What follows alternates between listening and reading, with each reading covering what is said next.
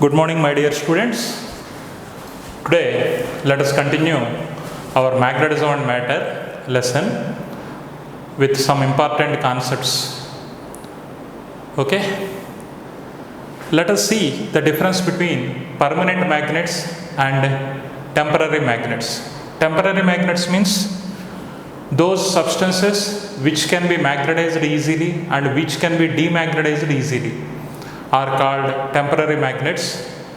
Based on hysteresis curve, what we discussed in the last class, if the area of the curve is less, hysteresis loss is less, then that material is suitable for making temporary magnets or electromagnets.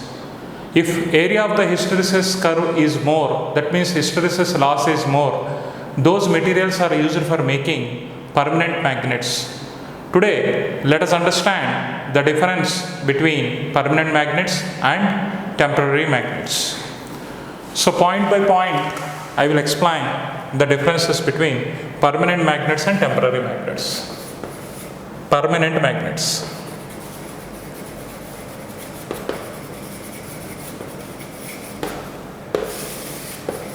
Permanent magnets.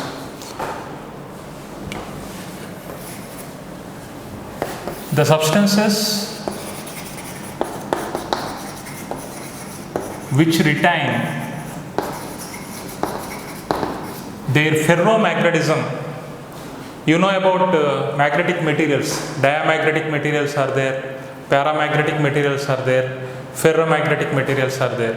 Diamagnetic materials are those materials which cannot be attracted by the external magnets or which might be repelled by the external magnets.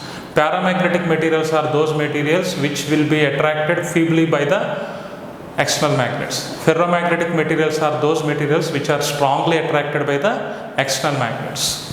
So, the ferromagnetism is giving the permanent magnetism. The substances which retain their ferromagnetism for a long period of time are called permanent magnets. Retain their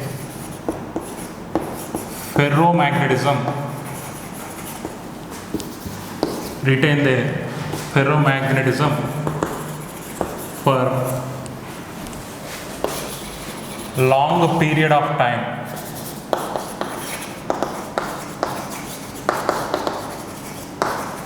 Are called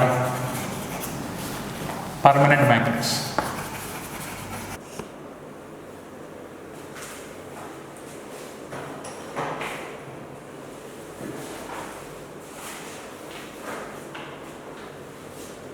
This is the first point. The substances which retain their ferromagnetism for a long period of time are called permanent magnets. And the second point related to this, permanent magnets should have both large retentiveness and large coercivity along with high permeability. A permanent magnet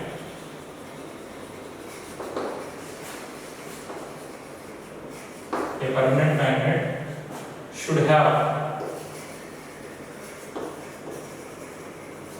both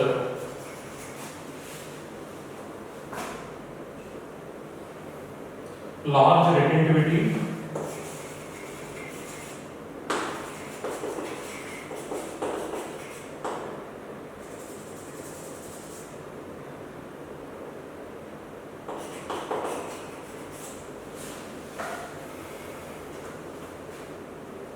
and large coercivity.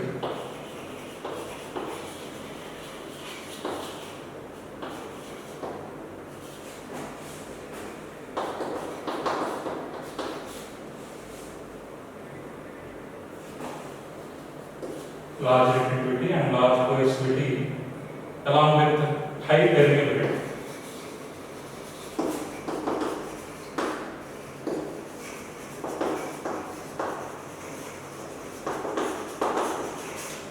We know that in BH graph or IH graph, if the curve is like this, here this intercept is called retentiveness, this intercept is called coercivity.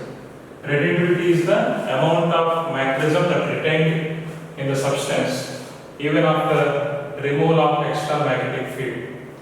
and coercivity is the amount of field applied in the reverse direction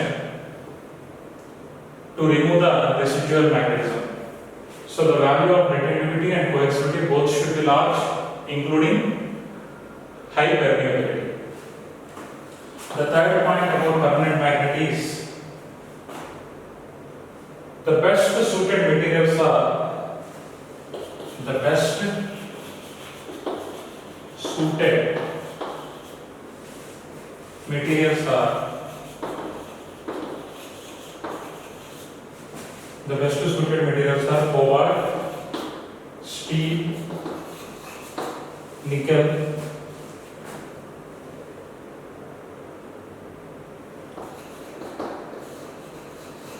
their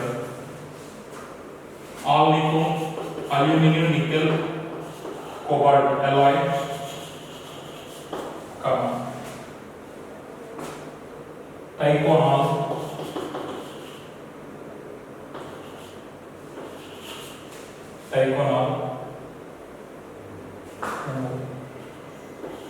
Tyconol, etc.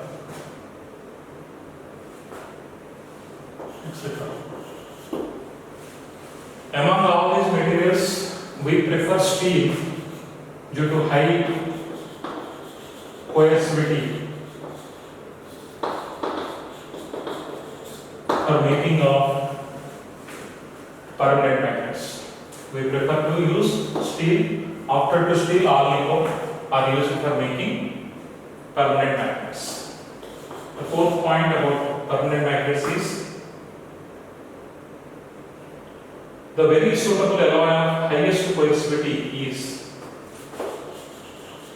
the very suitable alloy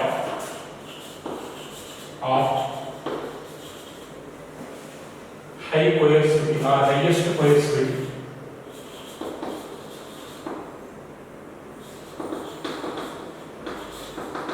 is vanadium, iron and cobalt. Vanadium, iron and cobalt alloy. Vanadium, V stands for vanadium, I stands for iron, CO stands for cobalt.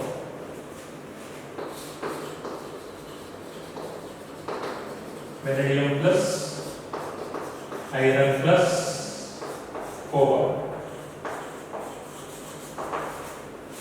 This alloy is most suitable alloy for making of permanent magnets. The last point, where we use permanent magnets. Permanent magnets are used in galvanometers, voltmeters, ammeters, microphones, loudspeakers, and telephones, etc.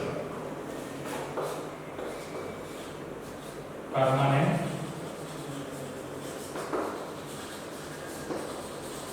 magnets are used in galvanometer,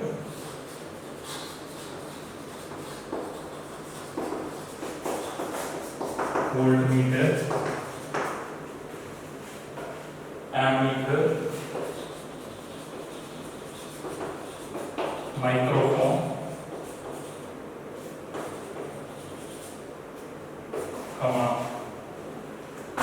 loudspeakers,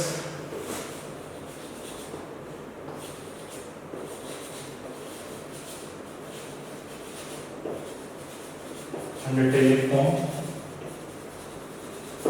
etc. These are the important points related to permanent magnets. Similarly, we will have some more points related to temporary magnets. Let us see.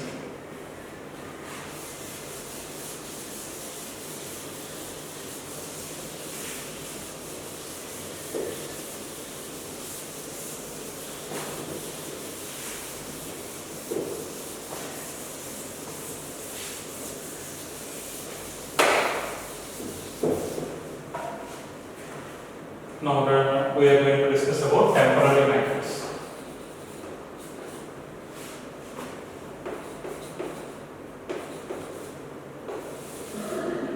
temporary magnets.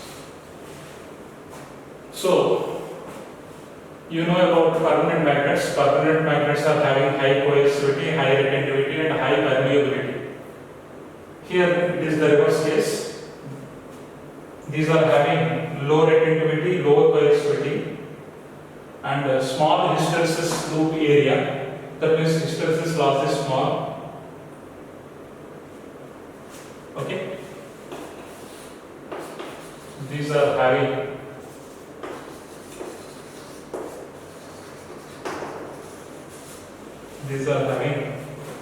a low retentivity,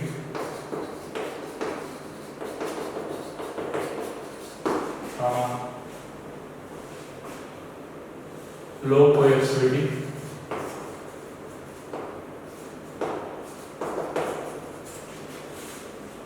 and small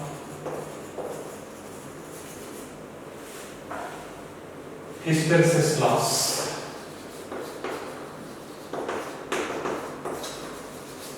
And small hysteresis loss.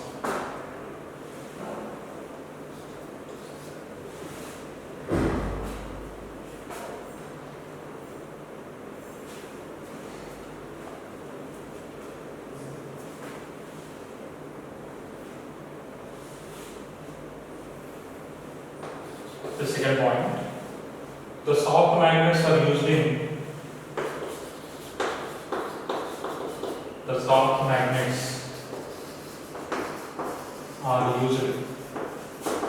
in making electromagnets,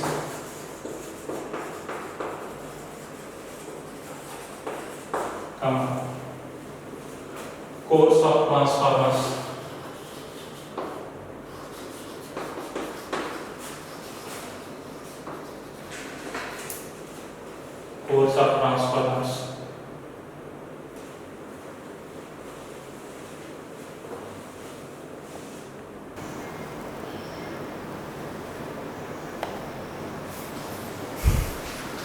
The third point here related to the temporary magnets, soft iron,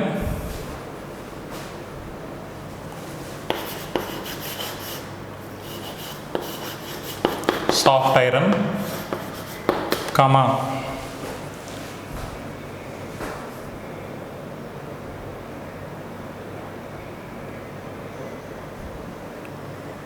Mu metal,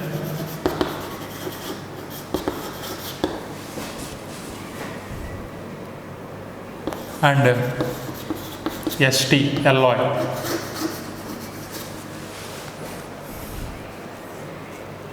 Are examples for ferromagnetic materials of this type. Are examples for ferromagnetic materials of this type. Fourth one, electromagnets are used in electric bulbs, loudspeakers and telephonic diaphragms. Electromagnets, nothing but temporary magnets. As long as you send current through them, they will act as magnet. Once you stop sending current, they will not act as magnet. So electromagnets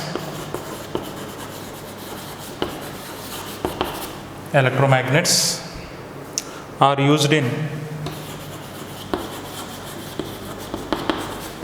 electric bells, loudspeakers,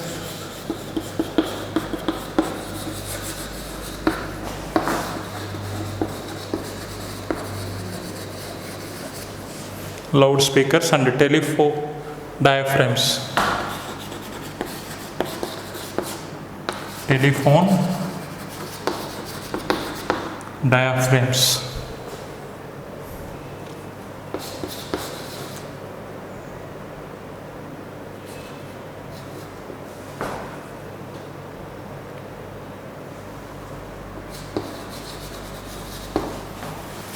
Fifth one, Giant electromagnets are used in cranes of life machinery and bulk quantities of iron and steel. Giant electromagnets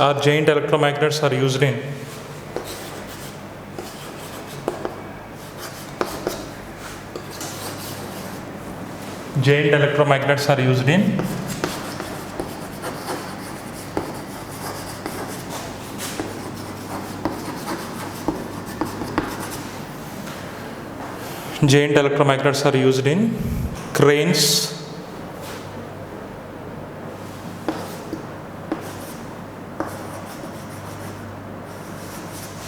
to life machinery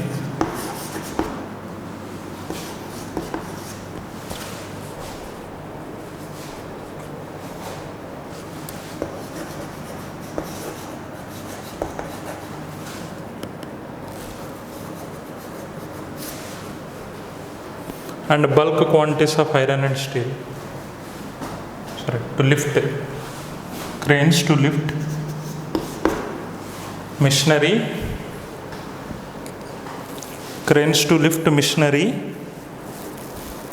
and bulk quantities of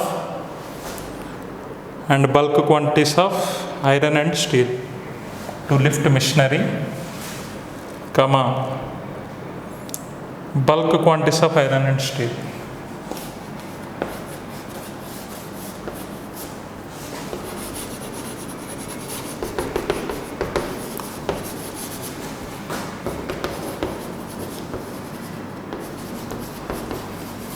These are all simple points.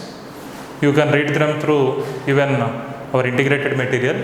Just I summarized the main ideas of temporary magnets. These are having low retentivity, low coercivity and small hysteresis loss. The soft magnets or temporary magnets easily gets magnetized and easily gets demagnetized. Hence they are used in making electromagnets, cores of transformer, etc. So soft iron, Mu metal and St alloy are examples for ferromagnetic materials of this type. Electromagnets are used in electric bells, loudspeakers and telephone diaphragms. Giant electromagnets are used in cranes to lift machinery, bulk quantities of iron and steel, etc. So go through these points related to temporary magnets and related to permanent magnets. Sometimes they will be asking you in 2 marks questions of your board exam. Now let us move to the next concept.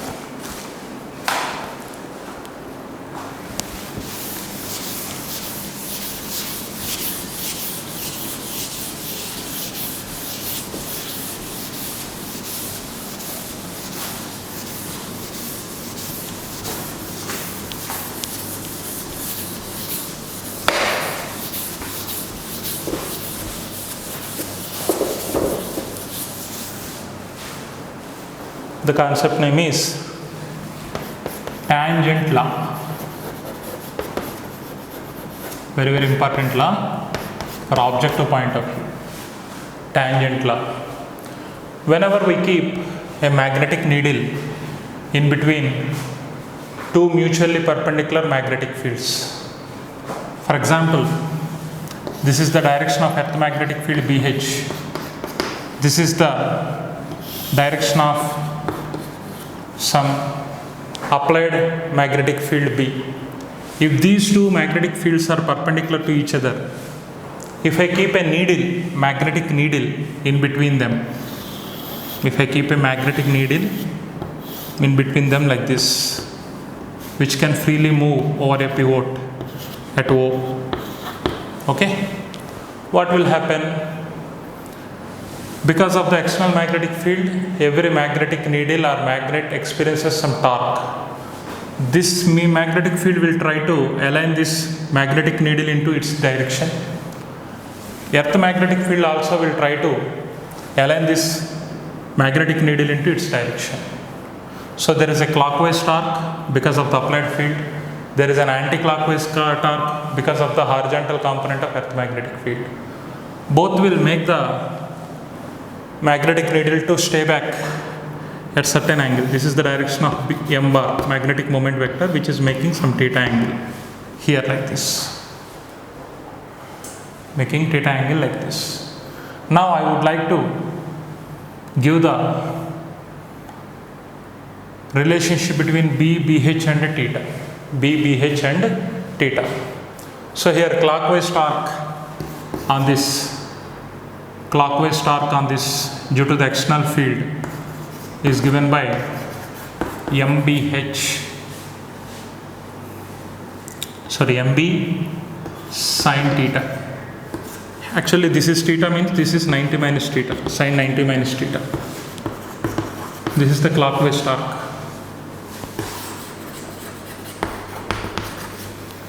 Anti-clockwise torque due to the horizontal component of earth magnetic field is given by MBH sine theta. Anti-clockwise.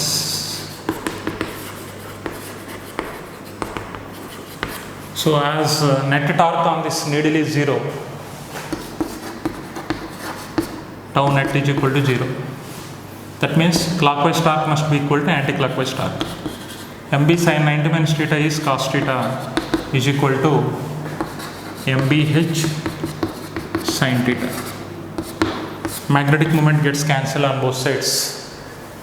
You are having B by BH is equal to tan theta. Sin theta by cos theta is tan theta. This law is called tangent law. This law is called tangent law. This law is applicable in most of the situations. Always earth magnetic field is available at a particular location. If any applied magnetic field is also there, which will try to align the magnetic needle in a particular direction, the direction is given by tan theta is equal to B by BH, or B is equal to BH tan theta. Okay, so this law is called tangent law. What is tangent law?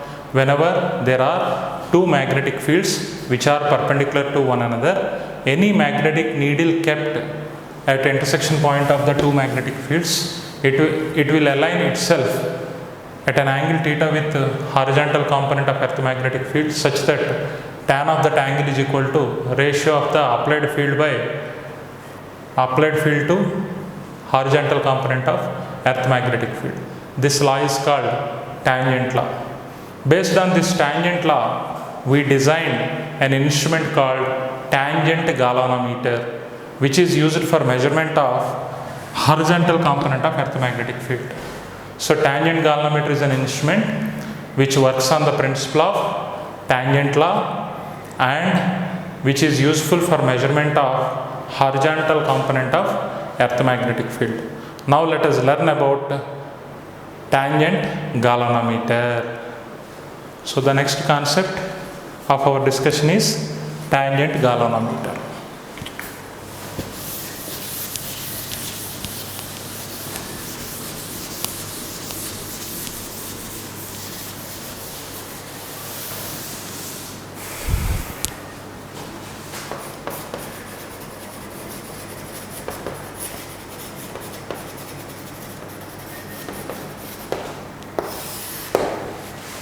It works on the principle of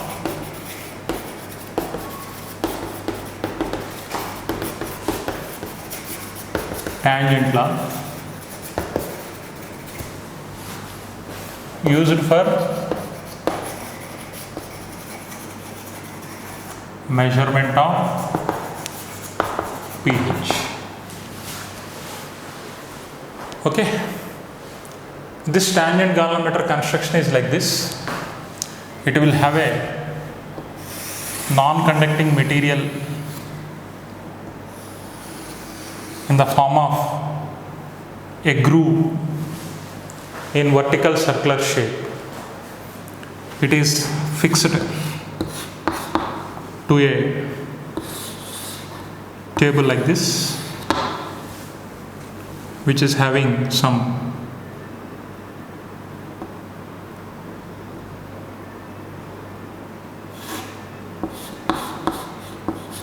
balancing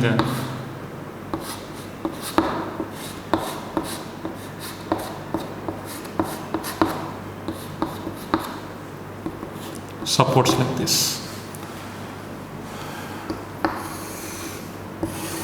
Here on this cylindrical tube at the center of this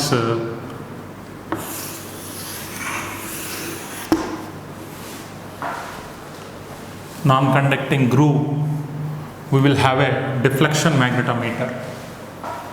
Deflection magnetometer. Deflection magnetometer is an instrument which consists of two needles, one aluminum needle, one magnetic needle. Both are perpendicular to one another. This deflection meter is having readings from 0 to 90, 90 to 0, again 0 to 90, 90 to 0, like this. And over this non-conducting vertical circular groove, we will have set of 3 coils made with non-conducting material. One of the coil is having 2 turns, another coil is having 10 turns, the third coil is having 50 turns. Like that, there are 3 different coils attached or wounded round over this non-conducting frame. Here we will have some knobs. If you connect the wires between these two turn containing loop is active and which will allow the current to pass through it. If we connect the wires between these two, 5 turns containing loop is active. If you connect the wire between the last 2 terminals, 50 turns containing loop is active. Like that, terminals are provided on the base area of the tangent galvanometer. So, depending on the requirement, we will select the coil. If we attach the, otherwise I will draw a little bit bigger for your basic understanding. Here some base table will be there. This base table is provided with some supports. We may adjust the level of the table horizontal by using spirit level like this. Here some knobs are there. Between these two, if you connect the wires, current will pass through a coil having only 2 turns. If I connect the wires through these two, current will pass through a coil having 5 turns. If I connect the wires through these 2 terminals, around 50 turns are there in that loop, current will pass through that loop. Like that arrangement will be there. This is called deflection magnetometer. Deflection magnetometer. It should be arranged in magnetic meridian. The plane of the coil should be kept in magnetic meridian position. Magnetic meridian means a vertical plane passing through magnetic axis. Magnetic axis is directed from south pole to north pole. So in north-south direction, this vertical coil should be there. Whenever we keep this coil in magnetic meridian, what will happen? Here you will get a magnetic field due to the passes of current through this. So if current is going in anti-clockwise direction, magnetic field B will be like this at the center of the loop. As it is in magnetic meridian, BH will be like this. Horizontal component of earth magnetic field, both are perpendicular to each other. So this magnetic needle inside the deflection magnetometer is kept exactly between 2 mutually perpendicular magnetic fields. One is magnetic field due to the passes of current through the through the circular coil in vertical plane, which is in magnetic meridian position, and this B is because of the passes of current. This BH is due to the earth magnetic field. So we should keep this coil in magnetic meridian. This is magnetic meridian. Now what will happen? As per tangent law, the needle will align itself at a particular angle, and we also we should adjust the aluminum pointer in the magnetic meridian direction, pointing 0 and 0. Once we switch on the current to pass through a particular coil having either 2 turns or 5 turns or 50 turns, both magnetic fields are active, which will align the magnetic needle at a particular angle. Now let us understand what is the formula useful for calculation of BH using this. Let us see. Here,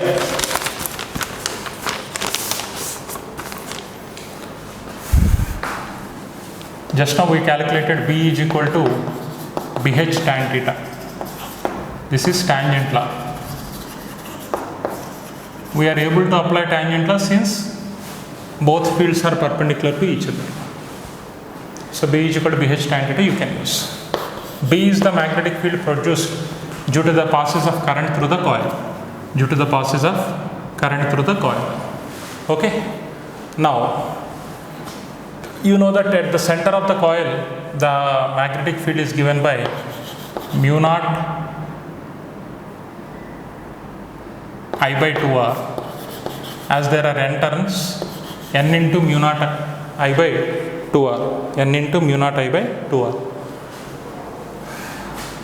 Now if I equate these two, n into mu naught I by 2r, r is the radius of the coil, r is the radius of the coil, is equal to BH tan theta, is equal to BH tan theta. If you want to calculate the strength of current passing through this, you can use 2r BH by n into mu naught into tan theta. So I is equal to some constant k into tan theta you can write. So the angle generated will helps us to find the strength of current passing through the loop. Strength of current passing through the loop, provided BH value is known to us. Otherwise, if you want to calculate BH by bringing tan theta here, you can calculate BH value also. Here, this constant k, 2r BH by n mu naught, is called reduction factor. This constant is called reduction factor.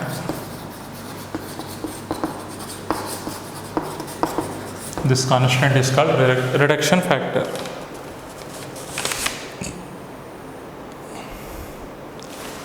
So, this tangent galvanometer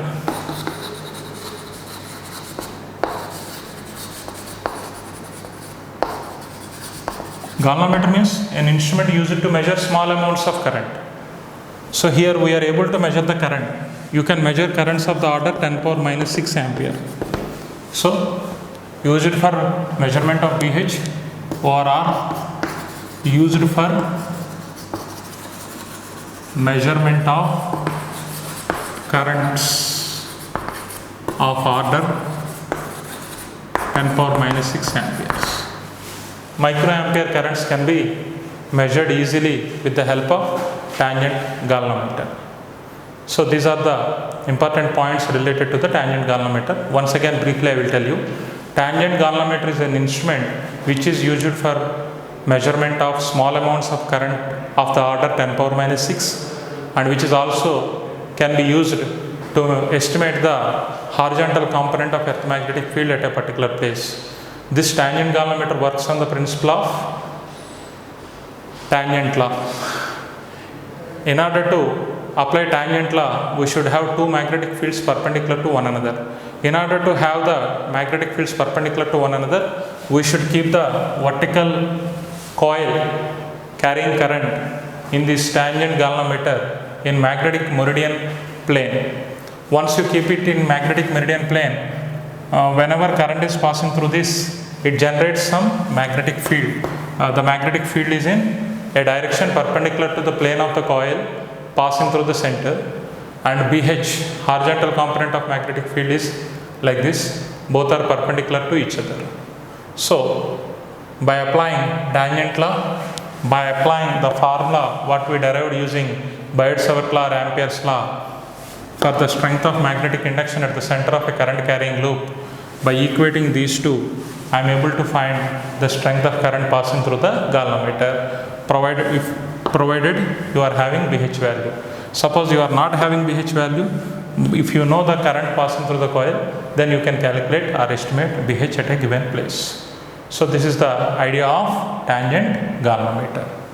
You go through the textbook, otherwise our integrated material, to have more information and the exact diagram of that particular instrument, you may look this instrument in your laboratory during our practical session. Thank you. Now let us discuss the concept of null points in detail. Already we discussed that null point is a location where the net magnetic induction becomes zero. I will see some special cases for calculation of null point. Case number 1. Null point or neutral point, both are same. A region where the net magnetic field induction is zero.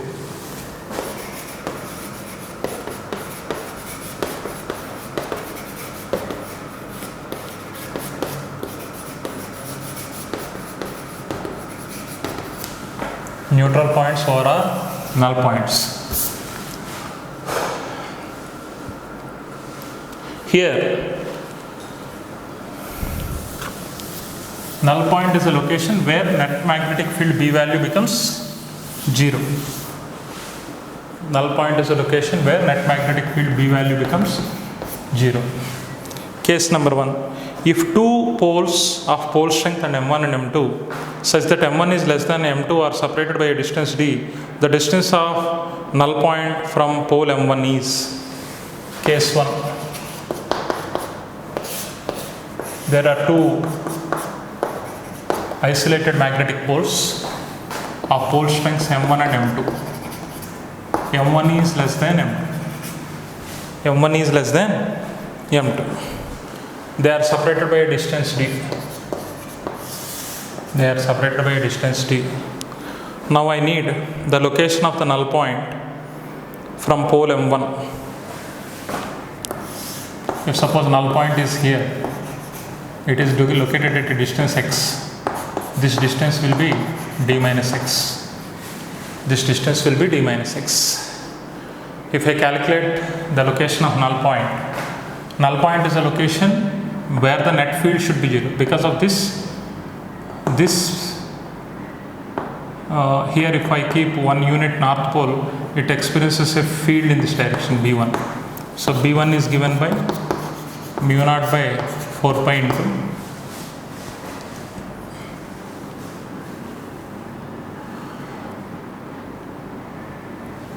M1 into 1 by x square. Because of this pole, you will have field B2 like this. B2 is given by mu naught by 4 pi into M2 into 1 by d minus x whole square. In order to keep net field as 0, B1 must be equal to B2. So mu naught by 4 pi M1 by x square must be equal to mu naught by 4 pi M2 by d minus x whole square. Mu naught by 4 pi gets cancelled. D minus x by x whole square is equal to M2 by M1. If I remove this square, you will get root. You can write it as d by x minus 1 is equal to root over M2 by M1. D by x is equal to 1 plus square root of M2 by M1. We require x. X is equal to d by 1 plus square root of M2 by M1. Here M1 and M2 are like poles. M1 comma M2 are like poles. Like poles means either both are either both are north poles or both are south poles. In that case, plus sign is coming. Here plus sign is coming. The same formula you may get d by 1 minus square root of M2 by M1. Minus will come for unlike poles. Positive sign is for M1, M2 are like poles. Negative sign is for M1 comma M2 are unlike poles.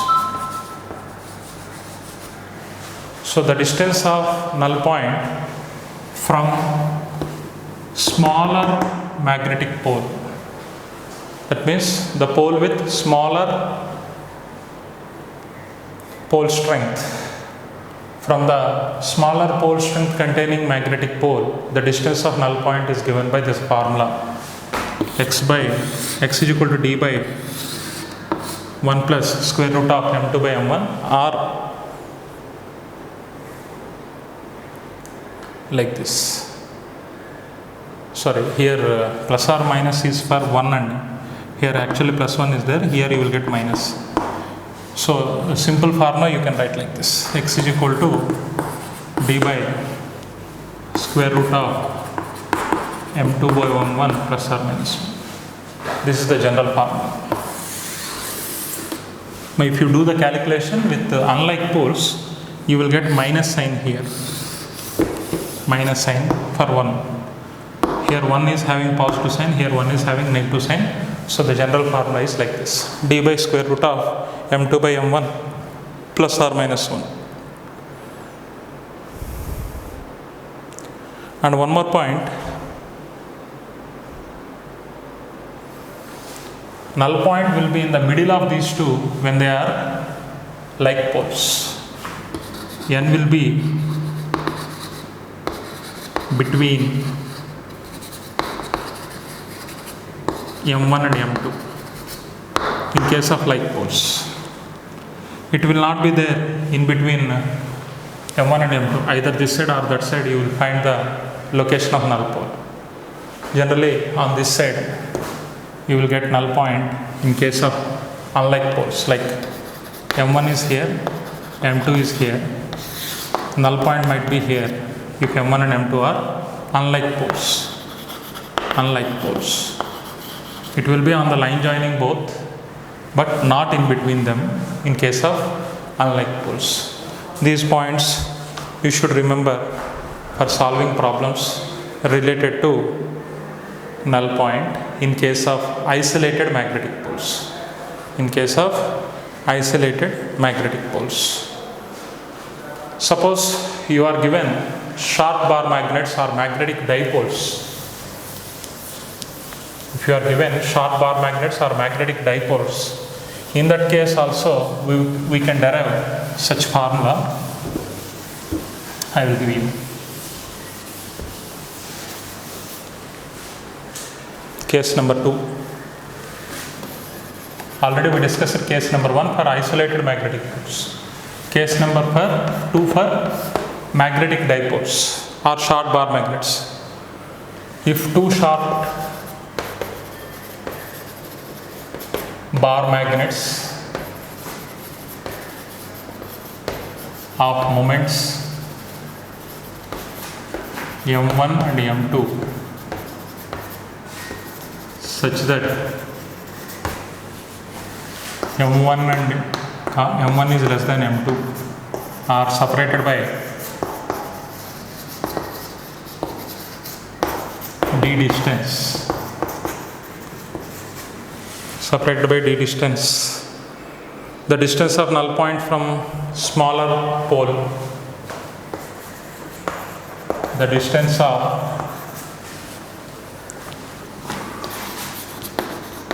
null point from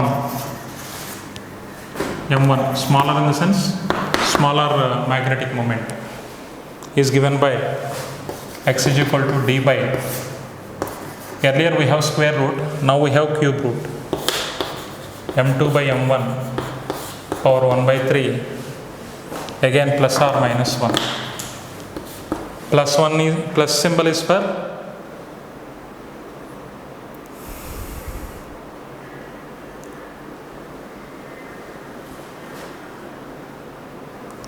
plus symbol is for like poles facing each other. Positive sign is for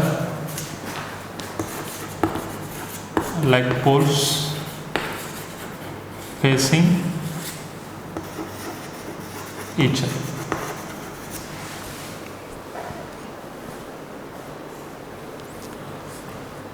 Like this. This is south, this is north, having magnetic moment m1, north south, magnetic moment m2. If you keep a unit north pole here, this north pole get repelled by this, so null point is located here. Similarly, if I take negative sign here, null point is formed outside the separation between the two poles. Negative sign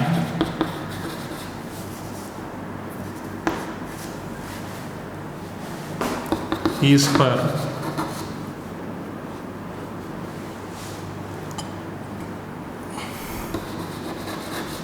null point located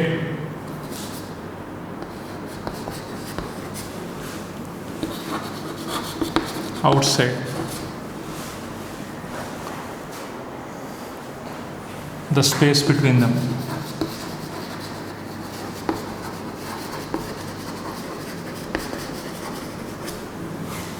If you keep unlike poles facing each other, null point is not possible.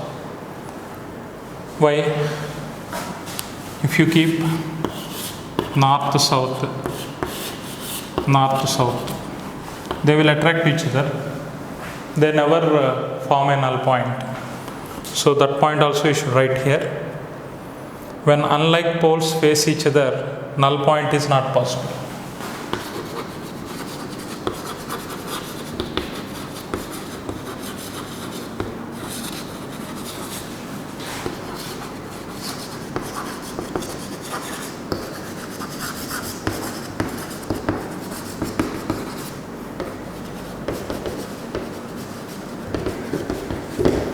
Null point is not possible.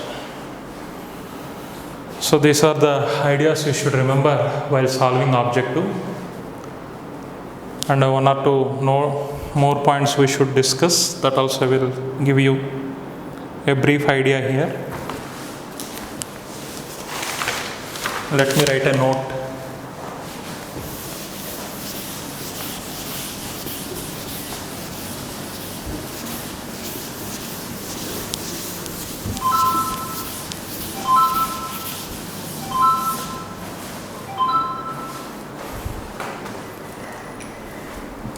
Note. Suppose here is a bar magnet having north pole and south pole. This is its magnetic moment vector. This line is the axial line. This line is the equatorial line, already known to you. If here is a point other than equatorial line and other than axial line, the location of this point is represented by this r, distance from the center of the magnet, and angle made here, r comma theta. These are called polar coordinates. We discussed in the last class. Suppose I need magnetic induction at this point. We can derive by taking unit north pole and by calculating the force experienced by the unit north pole placed at that point, which provides the strength of magnetic induction at that point. And you can identify that formula as B is equal to mu naught by 4 pi into capital M by R cube into square root of 1 plus 3 cos square theta. This is the general formula. In case of a point on axial line, for a point on axial line, theta is equal to 0. When you keep theta is equal to 0, cos 0 is 1. So it becomes root 4, that is equal to 2. B on axial line is given by mu naught by 4 pi into 2m by d cube or r cube, no problem. For an equatorial point, theta is equal to how much? 90. If it is lying on this point, theta becomes 90. Cos 90 is 0. So B on equatorial line is given by mu naught by 4 pi into m by r cube. I individually derived these two. I did not derive this, that's why I am explaining it now. So make it as a note. At any point you are able to find the magnetic induction. So by knowing all these formulae, we can solve any problem related to magnetism and matter. So this is the end of this topic. Let me explain some examples related to these concepts. So all of you read the concepts given in the textbook as well as your integrated material and try to solve various problems based on these concepts. So I discussed so many concepts. I discussed about magnetic moment, I discussed about pole strength, I discussed about terrestrial magnetism, I discussed about BHI chi relationship, later I discussed about tangent law, later I discussed about dia-para ferromagnetic materials, also I discussed about permanent magnets and temporary magnets and magnetic induction on equatorial line and axial line at any point, and also we discussed magnetic potential. So all these concepts are very much essential for solving objective questions. So on revising all these ideas, we can solve any problem. So let us see some of the problems based on these concepts. Thank you.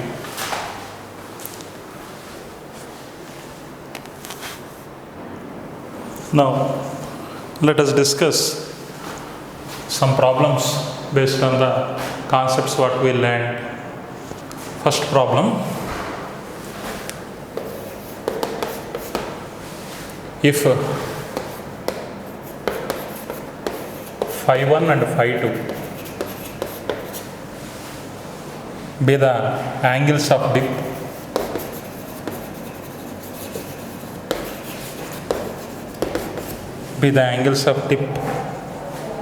observed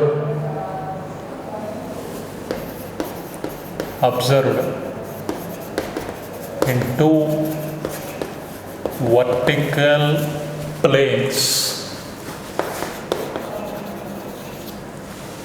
vertical planes, at right angle to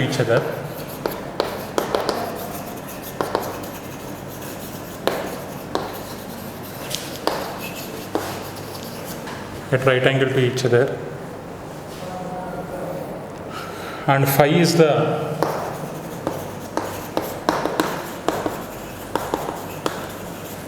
true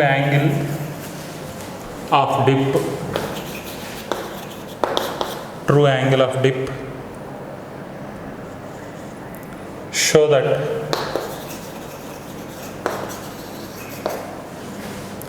cot square phi is equal to cot square phi 1 plus cot square phi 2. So this is the question. Okay, we need to solve this question.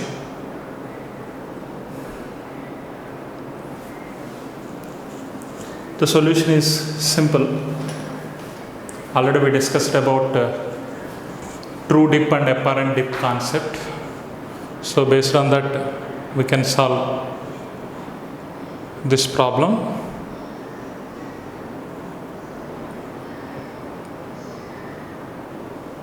Here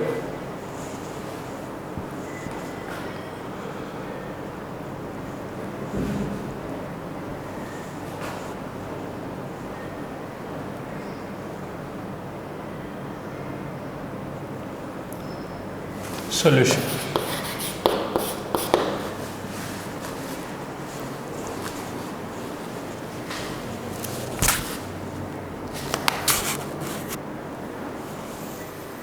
Solution is very simple.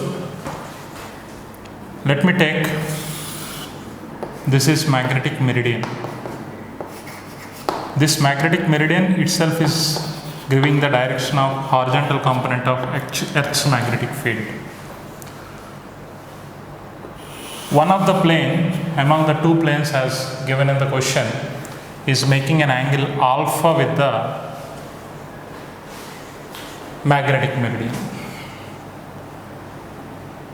But these two planes, this is one plane and another plane, are perpendicular to one another. These two planes are perpendicular to one another, are right angle to each other. This BH can have components BH cos alpha this side, BH sin alpha this side. We have a formula, already we discussed that. Tan apparent dip in the first plane. In the first plane,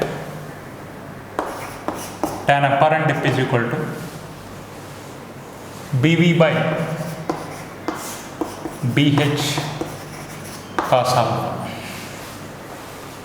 Apparent dip in this particular plane, if you want, tan of apparent dip in this particular plane is equal to, vertical component is common everywhere, vertical component by horizontal component cos alpha, BH cos alpha. Similarly, tan phi 2, angle of dip in this plane. So the angle made by this plane with magnetic meridian is given by 90 minus alpha. So this is nothing but BH cos 90 minus alpha, nothing but BH sin alpha. Here you should write BV by BH cos 90 minus alpha, or you can write BV by BH sin alpha. From this equation, cos alpha is given by BV by BH tan phi 1. From this equation, sin alpha is given by BV by BH tan phi 2. You know that sin square alpha plus cos square alpha, you know that sin square alpha plus cos square alpha is equal to 1. So if you take sin square alpha, BV square by BH square tan square phi 2 plus BH square, BV square by BH square tan square phi 1, that is equal to 1.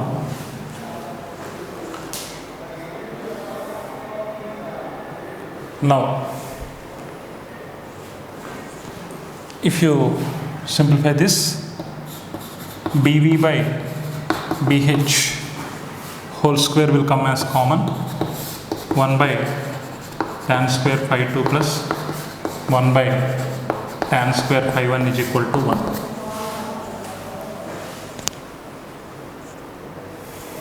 BV by BH is tan of true value of dip. So this is a tan of true value of dip. So you know that BV is equal to BH cos alpha.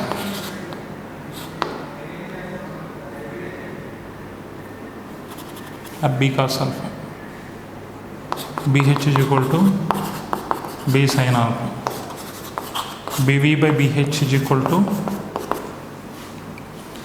cot alpha. Or 1 by tan cot alpha. So you can write cot phi square is cot phi whole square.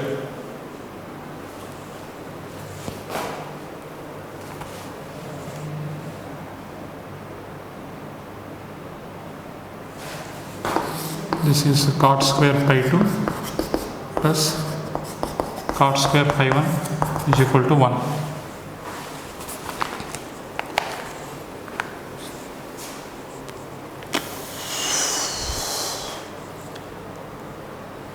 sorry, here horizontal component is cos alpha, vertical component is sin alpha. So BH by BV, if I take, it is cot alpha, so it will be tan alpha. If you take it that side, cot square phi 1 plus cot square phi 2 is equal to cot square phi. This is the solution for the question. Once again I am telling you, there are two planes. This is plane 1, plane 2, perpendicular to each other. Magnetic meridian, suppose it is in this direction. In the direction of magnetic meridian, you will have true value of horizontal component of earth magnetic field. If one of the plane is making alpha angle with magnetic meridian, other plane should make 90 minus alpha. Tan of apparent depth is equal to vertical component by horizontal component into cos of the angle between those two planes. So the same formula I applied for this plane and for this plane. I got sin alpha, cos alpha here. By adding these two, by adding sin square alpha plus cos square alpha, I got 1. Always you remember that horizontal component is b cos alpha, vertical component is b sin alpha. So if you take BH by BV, you will get cot alpha. BV by BH means tan alpha should write, but actually true value of dip we are taking as phi. So in the place of alpha you should take, this is general, otherwise you take phi, you will get phi. This is general formula I wrote. Based on the general formula, that is the solution. Based on the general formula, this is the solution. Now let us move to the next question.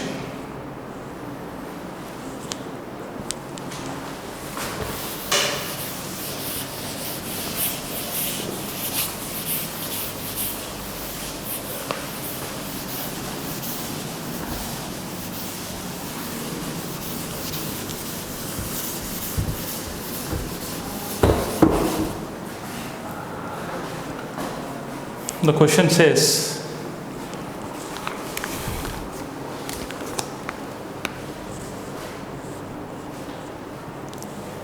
a compass needle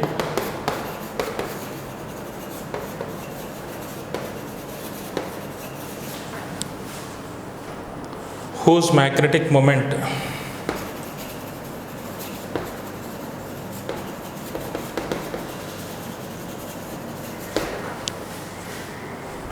is 60 ampere meter square.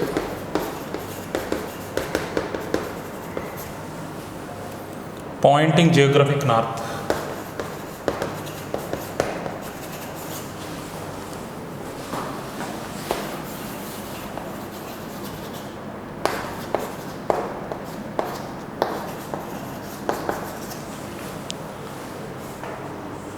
At certain place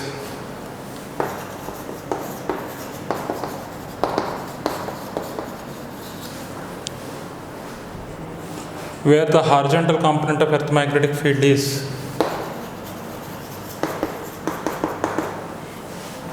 40 micro Weber per meter square, experiences a torque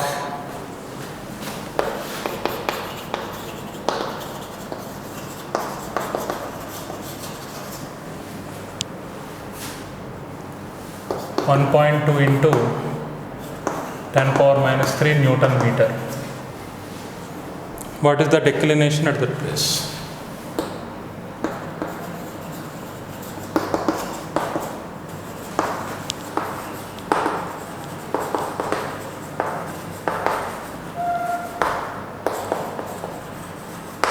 This is the question. Solution is simple. The solution is simple. Torque acting on the compass needle they gave. Torque is nothing but mb sin theta. In this case, mbh sin theta. They gave the torque value as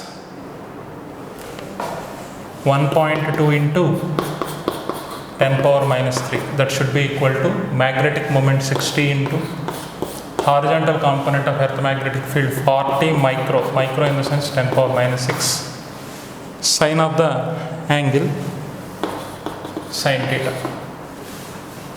Then sine theta is given by 1.2 into 10 power minus 3 by 60 into 40 into 10 power minus 6. So if you simplify, you will get 1 by 2, that is equal to sine 30 degrees. So theta is equal to 30 degrees. Theta is equal to 30 degrees. That is the solution for this question. So please note down this question.